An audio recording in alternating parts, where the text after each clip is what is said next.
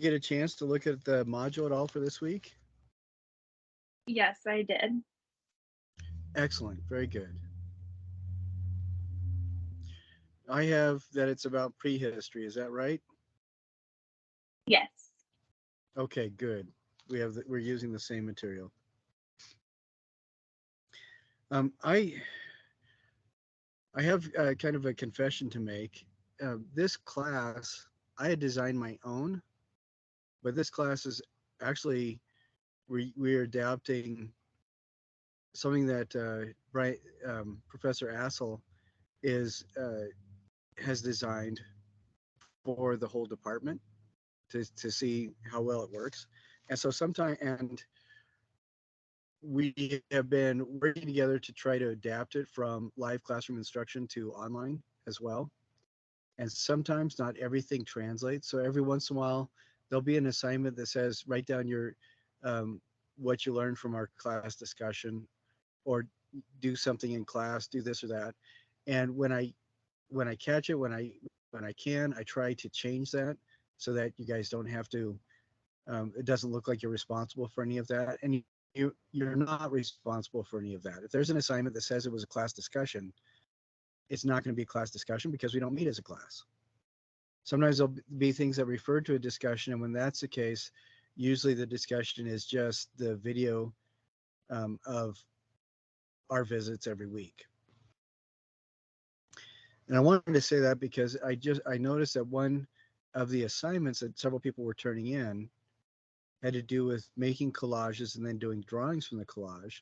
But the rubric mentioned two drawings, and everybody's only responsible for one drawing and five collages. And I made those corrections, but I made them because two students emailed me and let me know that they were confused. So, with all that background out of the way, if anybody comes across something that just does not make sense, please let me know. And there's confusion with the rubric as well. You get a set number of points for doing the entire assignment, a lesser number of points for doing a partial assignment, and then lesser still for doing even less. And sometimes when people look at the rubric, they see like the middle column and think, oh, that's all I got to do. And the answer is, yes, it's all you got to do for the lesser points, but read the entire rubric if that's what you're going to look at.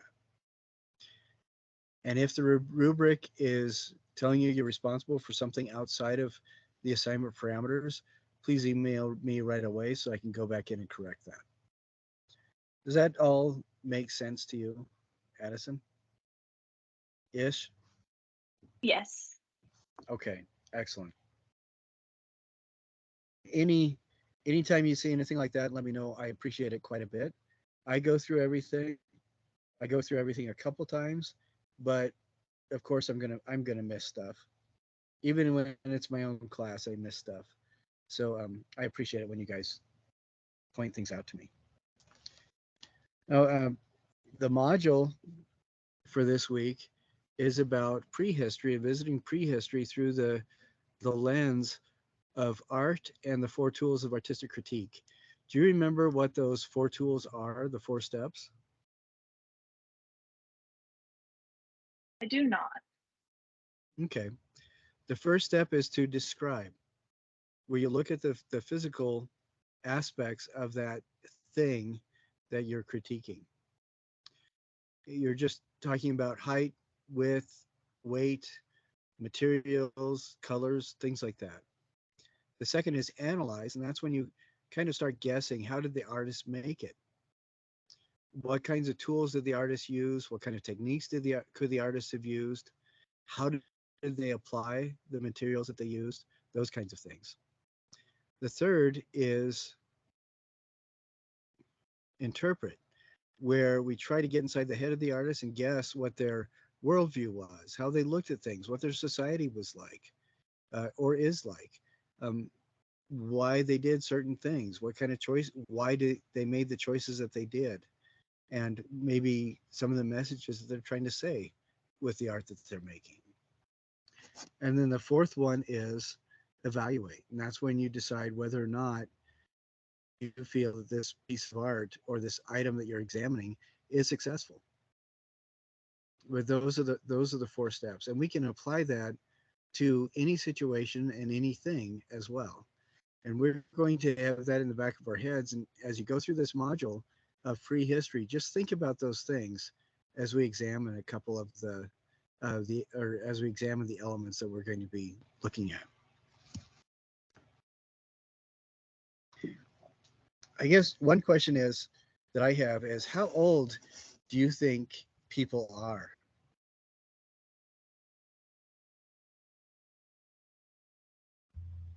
I How have long do you no think people guess. have been on the planet? Well, I know there Um, is one. What's that? I don't know. Okay, there is evidence that there have been people during several ice ages. There is one um, person, an investigator, who is convinced that human beings have been here for much longer than most people think. But some of the things I've read is that present day humanity has come from the intermingling of 3 primary groups: the Denisovans, which were large people that named after intact remains that were found in Russia and the Denisova Mountains. These were people that averaged 6 to 7 feet tall, perhaps, and looked very strongly built. The Neanderthals, which were a little bit shorter, and they believe many people believe that they're where we get red hair from. Um, they seem to have adapted really, really well to the natural environment. And then the Cro-Magnon, where they look very much like contemporary humans. And all 3 of these coming together to make Homo sapiens, um, they all look like present day people, pretty much. Maybe so, taller examples of people, maybe shorter examples of people, but they all looked pretty much like we do today. But it seems like our genetic makeup comes from the fusion of these 3 different species into Homo sapiens. And that happened over a period that produced human beings like we know it, maybe 20,000 years ago, maybe 40,000 years ago, maybe 120,000 years ago, but quite a while ago. But we don't have any records of that we can look at, other than what brainiacs have been able to piece together from the bits of odds and ends that they found, like a little tool here, bit of clothing there, maybe a bead over here. And the view that we have of history, even though we're taught in a certain way, with how poorly things survive in nature by themselves, all we have evidence of is a tiny, tiny, tiny fraction of what our ancestors did. And most of what we think we know comes from very rigorous extrapolation.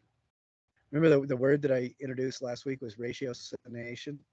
That's what Conan Doyle had his figure um, Sherlock Holmes use to apply logic and figure things out. And so we basically use that process, looking at these tools and slivers of bone here and there, to get a guess at what our ancestors did.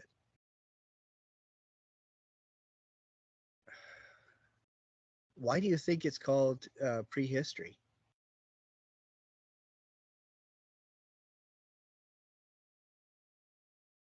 Um, I have no clue. Is it before like we even had logs of like what was going on? So it's kind of more Yeah, guesswork. yeah, absolutely, absolutely. Um, there's 2 kinds of recording things. One is verbal and one is written.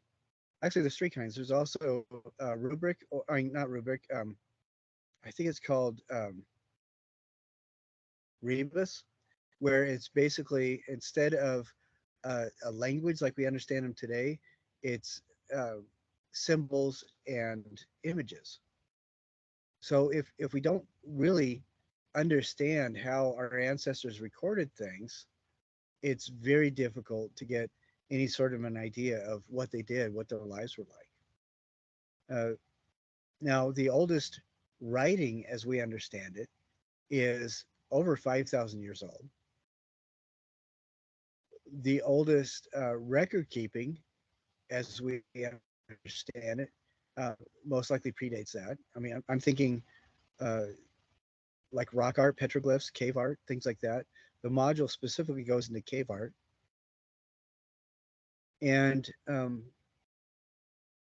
there were some places in the planet that didn't have written language until 150 years ago. And there are even some cultures today that still don't have anything written. So everything by the Western definition that happened in their past is prehistory because there's nothing written down. And I don't think that's entirely fair to say that that's entirely prehistory because there are many cultures that have oral literature tradition. Um, like we talk about the Mali Kingdom in Sundiata, the original Lion King. Do you remember us talking a little bit about him? Vaguely. Yeah.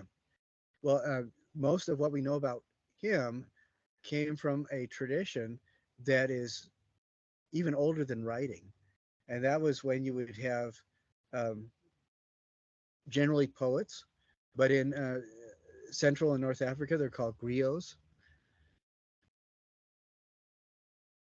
You also have, let's see, other words for them are minstrels.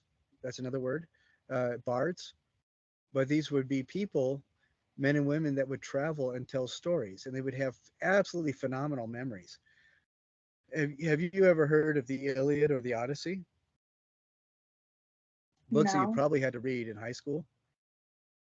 The Iliad and Odyssey are two books that are written that we say are written by Homer, um, and they're Greek works that are well over 2,000 years old. They're like 2,500 years old or older. But those two things are significant sized books that we're supposed to learn about in high school, and both of those were completely memorized by these traveling bards. So they would memorize essentially novel length stories that they would recite as poems for people, and that was a way of people to remember history. We think, okay, well, how much can people remember? I remember coming across an article about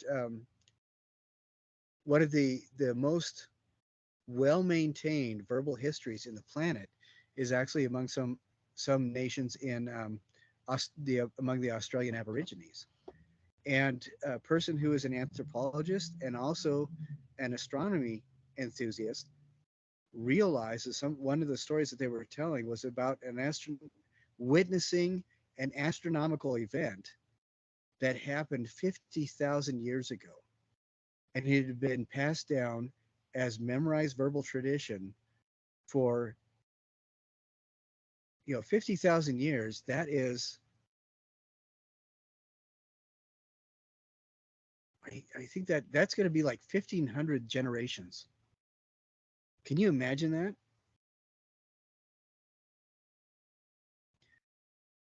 And that was definitely prehistory, but it was recorded as verbal tradition. And I think that's absolutely astounding. In the in our module, we talk about written language. How old do you think the oldest written language is?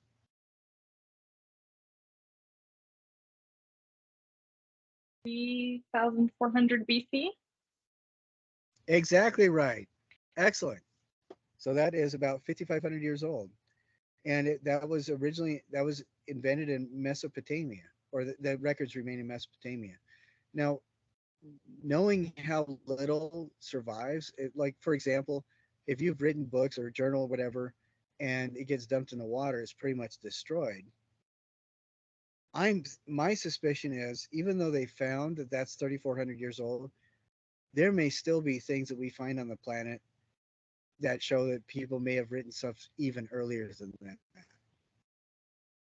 And one of the reasons why I say that is some of these ancient stories that we get from, for example, the Epic of Gilgamesh. which has its roots in Acadia, which is super old. That was recorded and written about 3,400 years ago, or 3,400 BC, and it is seems to be the retelling of stories that are even much older than that. But what we know right now, what we can find, put our hands on, the oldest writing is about 3,400 BC, and then we get 3,200 BC in Egypt. Did you ever watch the Mummy movies? They're about I did 20, not. 25 years old. Oh, okay.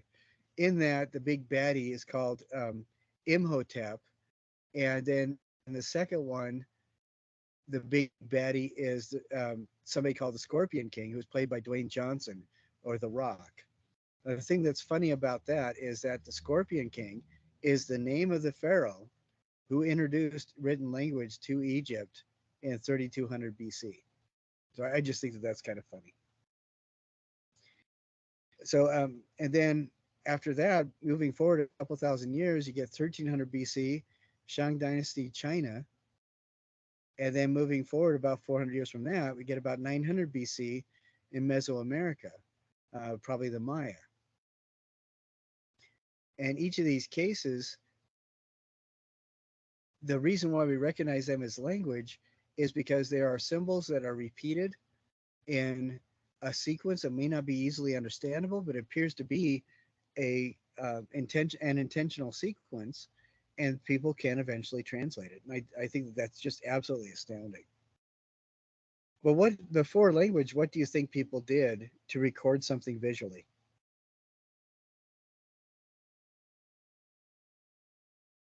I don't know. Well, if we look at our own stuff, before we could speak or write, we usually drew pictures, and that's what our ancestors did too.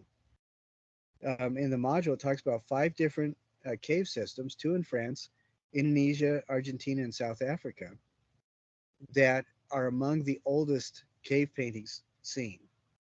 And these are, I read that one of the Lascaux, France cave paintings, they think maybe as much as 50,000 years old. That's just that's just astonishing. Um, or maybe any or 35,000 to 50,000 years old. It's amazing to me that there's a record of somebody that made us, that is that old, that far back. Have you heard of somebody named Dr. Genevieve von Petzinger? You probably haven't, but I'm just asking. No, I haven't. Well, in this module, I ask you to watch one of her videos. And what's amazing is she has been studying cave art that's 35,000 years old in Europe for decades now. And she sees images that are repeating over and over again. And what is fascinating to me is that these images that she finds in the cave painting, we don't know exactly what they mean, but we can kind of guess because of where they are and the context around them. But I see things like this show up in petroglyphs around the world even.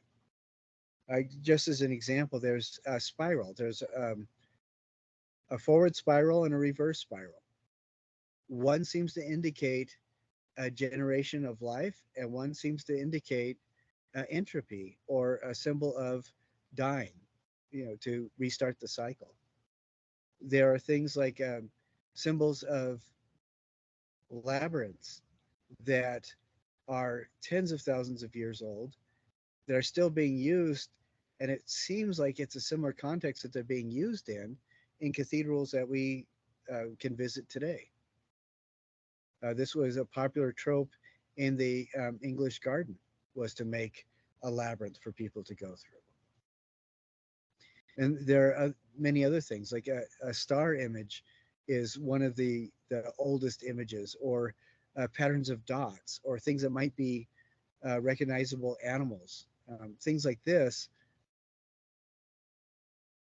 have been around for tens of thousands of years, and it looks like they are things that our ancestors did intentionally to communicate something. Um, Genevieve, Dr. Petzinger doesn't know what it is, but she feels that there is some significant evidence that not only did our ancestors use something to communicate similar ideas, but that these ideas were communicated across hundreds, if not thousands, of miles as well. Now, these cave paintings are not things that you can walk up to easily. Some of these cave systems where the paintings are were found because really daring, intrepid explorers would go into places that no sane person should, and they would travel sometimes a quarter mile, a half mile through waterlogged tunnels and emerge in an area that people not only camped out in, but left a record of their passing, which is just astounding to me. So make sure that you read through that and check it out. It's really very interesting.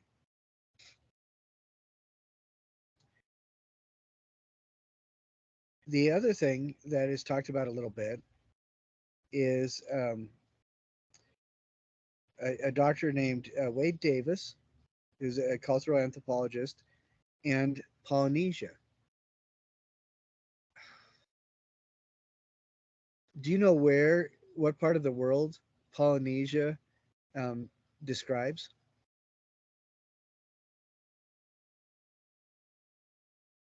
Wasn't it islands? Yeah, exactly. It's islands specifically in the Pacific Ocean, which is a really huge expanse of water. But yeah, they were islands. And these islands are so far apart, it will take months to get from one to another using traditional methods of sailing. But somehow, all these islands are inhabited. People found their way to them somehow. And I remember talking to one, about 15 years ago when I was teaching at BYU. There was a group of artists that came from New Zealand. They were Maori artists. And I was talking to them about how did the ancestors find all these islands. And one of them described to me that the tradition is they would lay down on a raft or a plank floating in the middle of the ocean, and somehow they felt that they could feel how the land was under the water. And then they could go to and find these islands.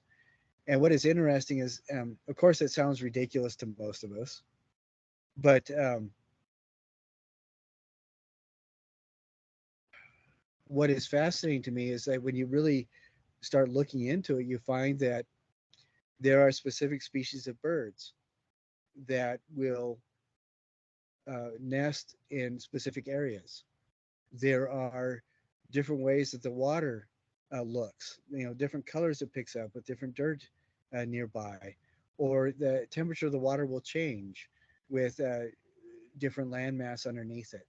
And they were all, and these early sailors, by early, I mean, thousands of years ago, they could navigate just with the stars and the sun and where the moon was, how fast the wind was going, where the wind was going, what they could see in the sky, what was floating by in the water. And for them, going sailing was an adventure when, going out into these vast distances was an adventure. For me, it would be like jumping out of a plane. I'd be terrified. I don't know how they did it, but it's astounding to me that they did that. And then you can also see that a lot of these our ancestors left records in Polynesia with carving on the rock, developing patterns that people used, uh, carving into wood, doing different things, or even tattooing, where these patterns and art forms that they developed were not just decoration, but were also a way of record keeping. Even though, again, it's not a definable language, it still did something to communicate the ideas and the things that were important to them. And I think that's absolutely fascinating. Have you ever heard of Easter Island? I have not. Okay, Easter Island is actually an island that belongs to the country of Chile, I believe, but is considered one of the most remote inhabited islands in the world. And the people there developed their entirely, their own culture and everything. But this island, still nobody, no West. cultural anthropologist or anybody has any idea how it was found, but you talk to a Polynesian elder, and they can tell you exactly what people were looking for, what kind of tides they would have, or what kind of currents they would have looked for, what they would have looked for in the sky, what they would have looked for with the moon and the stars in order to navigate right to it, which is just astounding to me. And it's an example of that prehistory where knowledge was somehow passed through things that we would consider merely dance and art, basically storytelling. And I think that that's astounding. Now, if you did not have access to language, um, you could communicate, you could talk to somebody, but you didn't have an alphabet, you didn't know how to read or write. What kinds of things would you do to communicate your story or something important to other people that you knew would follow after you? Is body movement an option? I would think so. Yeah.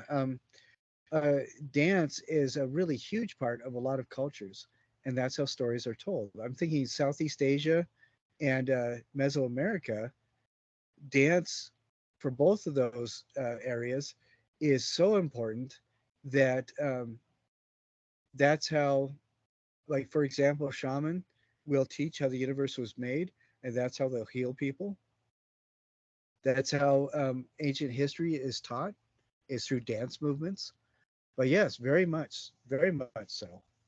Which is fascinating to me because do you know how bees communicate where they've been to their hive? No. They do a dance. Isn't that interesting? That is very interesting. What other things would you use? Like I cannot think of any other things. well, what would you do if you needed to make marks and you didn't have things like pencils or paint? What do you think you would do? I think one thing that I would do is like burn the end of a stick, and you put a little bit of water on that, and you can draw with it really well. And you could draw with it well enough that if you used something like that on, for example, a cave, and you really rubbed it into the rough surface of the rock, since it's a cave and it's sheltered from rain and wind, it could last for an awful long time. I think the paints that you're going to be using are, I think it calls for acrylic or watercolor, but a lot of paint pigment was made from crushing things like burnt material or stone that had color to it and making it into a fine powder. And we pride ourselves today that we have all this technology, but a lot of those paint pigments that we use today have their roots in things that our ancestors did thousands of years ago. So I think I would do that. What are some other ways do you think that people would communicate to, if you didn't have a written language? I ran out of ideas. How about story? Have you ever told a story to somebody? I guess, kinda. Yeah. Well, every time you text somebody or you talk to somebody on the phone, you're telling a story. But if you didn't have that capacity to text and it was an important message, you could tell a story to somebody just and impress on them the importance of remembering. If you lived in North America, say 300 years ago, in Northern California, and you still hadn't seen any very many European colonists, would you be surprised to learn that by the time you were 17, so younger than you are now, you would already know you could speak about 7 different languages and you would be able to communicate in maybe another 5 to 10 ways that did not involve language. Did you know that? No. how many languages do most people of us know today? I think a lot of us are trying to learn one in high school, and then if we're lucky, we may learn another one in college, or we may travel somewhere and learn another one. But by the time you're 17, as a native North Californian, you already knew how to speak in 7 languages. Some of those other languages would be rebus, where you're painting pictures. You have a couple different languages that were sign language. Um, Also, that one of the coolest ones was knot time. People could write down messages using knots. Did you know that? No. Another one was pantomime or dance, like you talked about. That was another way of communicating. And people could even use instruments and use music or singing to communicate. And I just think that that's absolutely fascinating. Now, what we're going to be doing is thinking about some of the things that you come across the module, writing your thoughts about some of that, and then for your studio portion, you're going to be thinking back to the cave paintings and the very um, limited color palette that the cave paintings used. And I don't believe that it was because the people didn't know any better. There is evidence that a lot of colors were used by our ancestors, and the reason why we don't think there are is because over the last couple thousand years, all that color is worn off. I think I mentioned the um, the Roman emperor from Africa, who was a black African whose name was Severus. His bust is actually in London right now, but the reason why they know what he looked like is not because of his bust, because it's polished stone, but because they were able to examine it with a microscope and see that there was black pigment on it. I think that's amazing to me because you'd never know otherwise. I think that the reason why a lot of these cave paintings used like black or red or ochre, which is kind of a rusty yellow, is because those were the pigments that were the most permanent, that would last. And it seems like lighter or more pale colors don't always last really well. And that's why I think there was a limited palette, not because they didn't have access to other things. It's not always true. There is a blue that is used by a couple nations in the Amazon rainforest that is so intense and permanent that when people are tattooed with it, it will go through the flesh and soak into their bone underneath, and that blue ink will be permanently engraved into the bone underneath the skin that was tattooed. That blows me away. But so you're going to be just working with some of the most basic shapes. Do you remember from last week uh, what we talked about the principles of art, and we talked about a line? Do you remember what our definition of line was, or one of the definitions? Two dots that are connected by space or something like that. Well, yeah, they're 2 points that are connected, and it's not we it's not the shortest distance between 2 points, but because in art a line is basically either a point that went for a walk, um, two extremes that are connected by a mark that you've made, or another definition was a mark that is significantly longer than it is wide. All of those count as lines. So you can paint lines, you could do squiggly lines, you could do all sorts of stuff. And when you go to that part of the module, um, look at the examples that are given there and just see what you can produce. I don't want you necessarily to copy the examples, but use them definitely to inform what you're doing. Okay. And also look at those cave paintings too. See what our ancestors did and see what you can think about it. If you want, you could also even look up things like petroglyphs. In Utah, we have Chaco Canyon and several other places that are just really have really beautiful petroglyphs that our ancestors here did. our forefathers here. Growing up with my Navajo brothers and Shoshone sister, we would travel in a lot of places to see those things, and it was just part of the heritage that we were strengthening from their background, as well as them teaching me from their own history, which was really, really cool. You can imagine growing up in that environment. But do you have, that's all that I had to cover today. Do you have any questions about what we've talked about? No, I do not. Okay. Can you think of anything that somebody in the class might have a question about? No, I think everything was explained pretty well. Okay. One thing, please do keep in mind, you and whoever is watching this, keep in mind that this class has been adapted from an in-person class.